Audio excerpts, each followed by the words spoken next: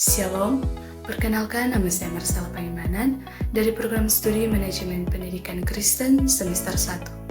Jadi saat ini saya akan menjelaskan tentang Pancasila sebagai paradigma dalam pembangunan nasional.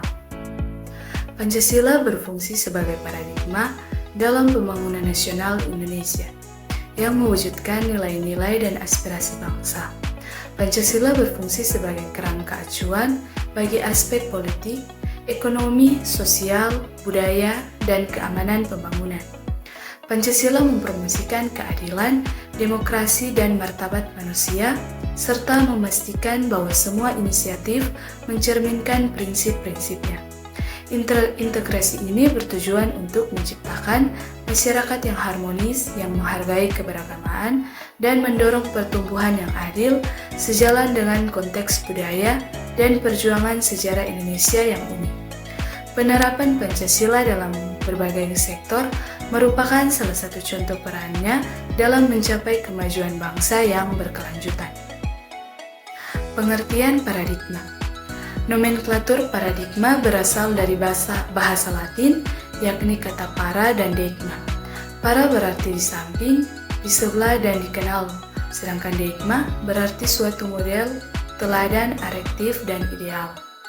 Dalam masalah populer, istilah paradigma berkembang menjadi terminologi yang mengandung konotasi, pengertian sumber nilai, kerangka pikir, orientasi dasar, sumber asas, serta arah dan tujuan dari suatu perkembangan, perubahan, serta proses dalam suatu bidang tertentu.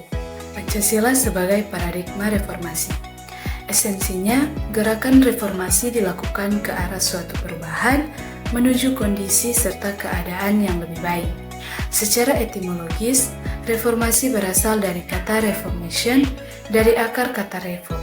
Sedangkan secara terminologi, reformasi mempunyai pengertian suatu gerakan yang bertujuan mengatur ulang, menata kembali hal-hal yang menyimpang untuk dikembalikan pada format atau bentuk semula sesuai dengan nilai-nilai ideal yang dicita-citakan rakyat. Reformasi juga diartikan sebagai pembaruan dari paradigma pola lama ke paradigma pola baru untuk menuju ke kondisi yang lebih baik sesuai dengan harapan. Pancasila sebagai paradigma pembangunan. Pembangunan nasional dilaksanakan dalam rangka mencapai masyarakat adil dan makmur. Pembangunan nasional merupakan perwujudan nyata dalam meningkatkan harkat dan martabat manusia Indonesia sesuai dengan nilai-nilai kemanusiaan dan tujuan negara yang tercantum dalam pembukaan Undang-Undang Dasar 1945. Pancasila sebagai paradigma pembangunan politik.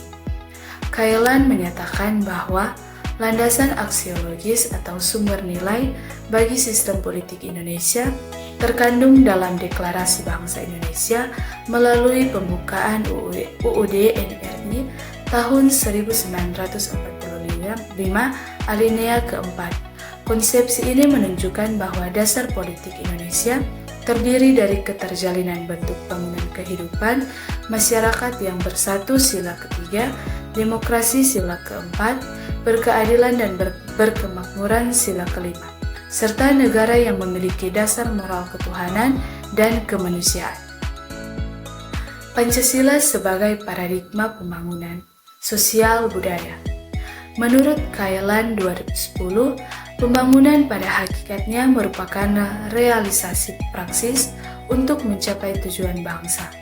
Oleh karenanya, maka pembangunan dirancang dalam berbagai bidang antara lain oleh Sosbud Hankam.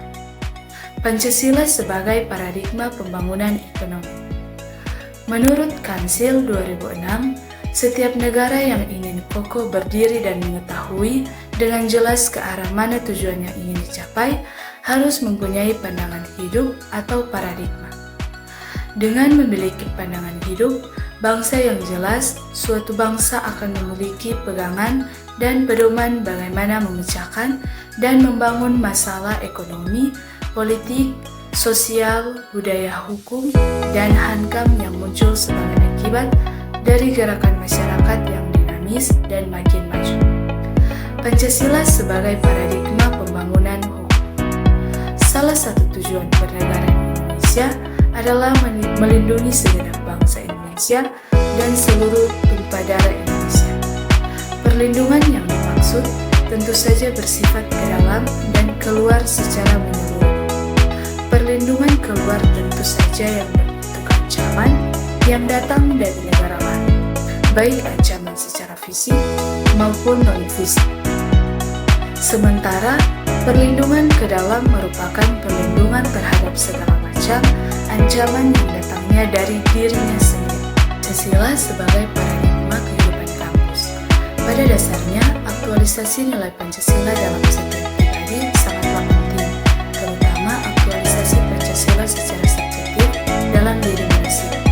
Menurut Notonegoro 1971, aktualisasi Pancasila secara subjektif adalah pelaksanaan dan pengembalan nilai-nilai Pancasila dalam setiap pribadi, perseorangan, setiap warga negara, setiap individu, setiap penduduk, setiap penguasa, dan setiap warga negara Indonesia.